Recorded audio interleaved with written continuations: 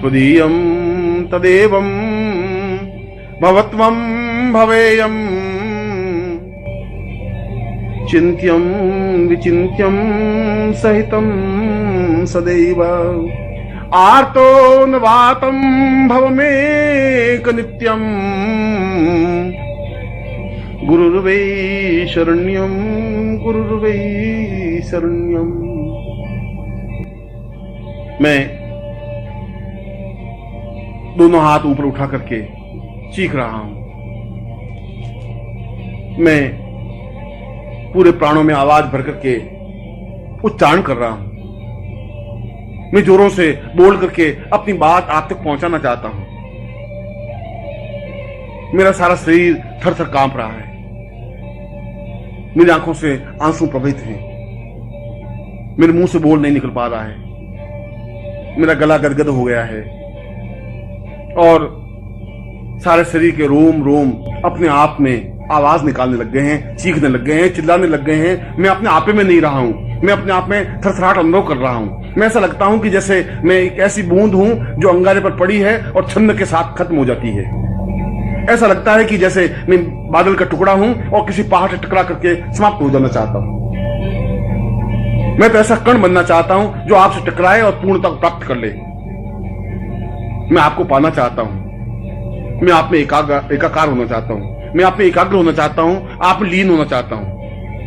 और यदि ऐसा मेरे जीवन में नहीं हो सका तो इस जीवन को व्यर्थ है। इस जीवन का कोई अर्थ नहीं है। इस जीवन का कोई मकसद नहीं है। इस जीवन का कोई मूल्य नहीं है। यह तो अपने आप में शमशान की यात्रा का एक पड़ाव है, जिस लाश को मैं अपने कंधे पर ढोता हुआ शमशान की ओर बढ़ रहा हूं। ऐसे जीवन से क्या मूल्य हो जाएगा? क्या मेरी चीखों का, मेरी आवाजों का, मेरे शब्दों का आप पर कोई प्रभाव नहीं पड़ रहा है? क्या मैं गदगद कंठ से बोल रहा हूं, आपका हृदय नहीं पसीज रहा है? क्या मैं आर्तनाद कर रहा हूं और आपके हृदय पर कोई प्रभाव नहीं पड़ रहा है? जरूर पड़ रहा होगा। जरूर कोई दुर्भाग्य होगा कि आप मुझे आगे बढ़कर अपना नहीं रहे। जरूर मुझ में कुछ न्यूनता होगी कि आपकी कृपा दृष्टि मेरे पर हो नहीं रही है। जरूर मेरे पाप मेरे सामने खड़े हो जाते होंगे जो आपके और मेरे बीच में पर्दा डाल रहे हैं। परंतु इस पर्दे को तो आप ही दूर करेंगे। मुझे इतनी ताकत, इतनी क्षमता नहीं है कि मैं पापों को धकेल सकूं। मुझे इतनी क्षमता नहीं है कि मैं इस पर्दे को, इस बीच के अंधकार को दूर कर सकूं। मुझे और कोई साधना, कोई सिद्धि आती भी नहीं है। मुझे और कोई मंत्र का ज्ञान ही नहीं है। मुझे तो केवल एक ही शब्द, एक ही मंत्र आता है जिसको गुरु कहा जाता है। मुझे तो केवल एक ही प्रकार का मंत्र सीखा है कि मैं गुरुदेव आपकी शरण में हूं और गुरुदेव केवल मात्र मैं आपकी शरण में हूं।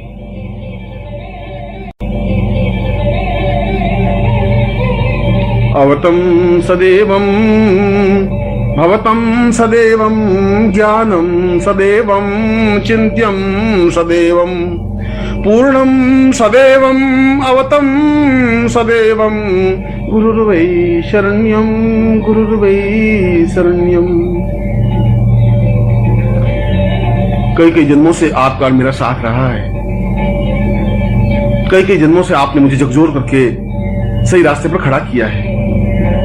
कई जन्मों से आपने मेरे हृदय को टहोक करके आगे बढ़ने की ओर प्रेरित किया है। हर बार आपने मुझे समझाया है। हर बार आपने मुझे चेतना दी है। हर बार मेरे प्राणों को जागृत किया है। हर बार मुझे चेतना और समझ और ज्ञान और बुद्धि और विवेक दिया है। हर बार आपने मुझे यह बताया है कि जीवन की पूर्णता क्या है। और उसके बावजूद भी मैं अज्ञानी हूं, बुद्धि से ग्रस्त हूं। बुद्धि मेरे ऊपर हावी है। आपको मैं समझ नहीं पा रहा हूं। इसलिए समझ नहीं पा रहा हूं कि आप हर क्षण बदल जाते हैं। हर क्षण एक नवीन स्वरूप मेरे सामने खड़े हो जाते हैं। इतने रूप आप मेरे सामने खड़े कर लेते हैं कि मैं एक स्वरूप को पकड़ता हूं तो फिर दूसरा स्वरूप सामने आता है। दूसरे स्वरूप को पकड़ता हूं, तीसरा और चौथा और पांचवा स्वरूप सामने आ जाता है। मैं नहीं समझ पा रहा कि कौन से स्वरूप को मैं समझूं। मैं अज्ञानी हूं और जो ही मैं समझने की कोशिश करता हूं तो ही आप माया का पर्दा आपके और मेरे बीच में डाल देते हैं। आप तो बहुत अजीब तरह का खेल खेलते रहते हैं और मैं फिर आपको सामान्य मानव समझ लेता हूं। फिर मैं आपको हार्ड मांस का व्यक्ति समझ लेता हूं। फिर मैं अपने आप को समझने की कोशिश करता हूं और मैं आपको समझने की कोशिश करता हूं। फिर मैं समझता हूं कि ये तो मेरे ही जैसा मनुष्य है। फिर उस माया के आवरण में लिप्त होता हुआ मैं उसी जगह जाके खड़ा हो जाता हूं जहां से मैं चला था। प्रभु ऐसा मत करे। ये बार बार मेरी परीक्षा मत ले, बार बार माया के आवरण में मुझे मत डालिए, बार बार मुझे धक्का करके पीछे मत हटाइए, क्योंकि मुझ में किसी प्रकार का बल, ताकत, साहस, क्षमता नहीं है। मैं तो एक नगण्य हूं, तुच्छ हूं। अपने आप में मुझ में कोई ज्ञान और चेतना नहीं है। यदि आप मेरे ऊपर कृपा कर सके तो मेरी बुद्धि को समाप्त करें। यदि आपकी कृपा कटाक्ष मेरे ऊपर है तो आप मेरी भावनाओं को जागृत करें। यदि आप कुछ मुझे समझते हैं तो मुझे बुला करके अपने सीने से लगाएं, अपने वक्षस्थल से चिपकाएं। मैं आपके धड़कन को अपने जीवन में उतार सकूं, मैं अपने प्राणों को पूर्णता के साथ एकाकार कर सकूं, मैं आप में निमग्न हो सकूं, अपने आप में आप लीन कर सकूं, आपका और मेरा अस्तित्व नहीं रहे। बूंद पूरी तरह से समुद्र में विसर्जित हो जाए, वायु का झोंका पूरी तरह सुगंध में और पूरी तरह से प्रवाहित हो जाए, मेघखंड पूरी तरह से सागर में मिल जाए। मैं दूसरी प्रकार से आप में लीन हो जाना चाहता हूं, क्योंकि मेरा एकमात्र सहारा और अवलंब गुरुदेव आप हैं। मैं आपकी शरण में हूं, केवल मात्र आपकी शरण में हूं। वस्तुतः यह दुर्लभ उपनिषद जीवन का एक सौभाग्यदायक काव्य है। मैं आपको हृदय से आशीर्वाद देता हूं कि आप अपने जीवन में गुरुमय हो सकें, गुरु में निमग्न हो सकें, अपने जीवन को विसर्जित करते हुए पूर्णत्व को प्राप्त कर सकें और जीवन में वह सब कुछ प्राप्त कर सकें जो इस दुर्लभ उपनिषद में स्पष्ट किया है। मैं आपको ऐसा ही आशीर्वाद दे रहा हूं।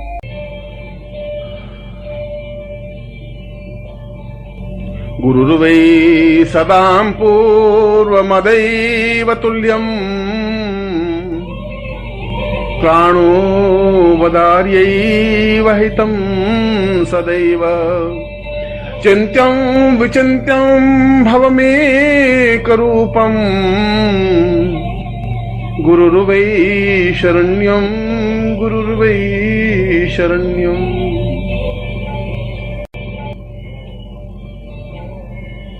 गुरुवै प्रपन्नार्तवैवां वदैवम् अत्योद्भतां वै प्रहितं सदैव देवोत्तमेव भवतं सहि चिन्त्य रूपम् गुरुर्वै शरण्यं गुरुर्वै शरण्यम्। सतं वै सदान्नं देवालयो वै प्रातोर्भवे वै सहितं नदीर्वै पूर्तं परां पूर्णमदैव रूपम् गुरुर्वै शरण्यं गुरुर्वै शरण्यम्।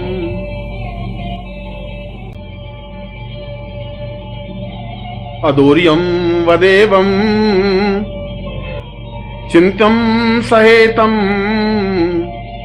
पूर्वोत्तरूपं चरणं सदेयम् आत्मोस्वतां पूर्वमदैव चिन्त्यं गुरुर्वै शरण्यं गुरुर्वै शरण्यम्। चैतन्यरूपम् अपरं सदैव प्राणोदवेवं चरणं सदैव सतीर्थो सदेवं भवतं वदैवम् गुरुर्वै शरण्यं गुरुर्वै शरण्यम्। चैतन्यरूपम् भवतं सदैव ज्ञानोत्सवासं सहितं तदेवं देवो तथान् पूर्वमदैव शक्तिं गुरुर्वै शरण्यं गुरुर्वै शरण्यम्। न तातो वतान्यै न मातं न भ्रातं न देहो वदान्यै पत्निर्वतैमम् न जानामि वित्तं न वृत्ति न रूपम गुरुर्वै शरण्यं गुरुर्वै शरण्यं त्वदीयं तदेवं भवत्वं भवेयं चिन्त्यं विचिन्त्यं सहितं सदैव आर्तो न वातं भवमेक नित्यं गुरुर्वै शरण्यं गुरुर्वै शरण्यम्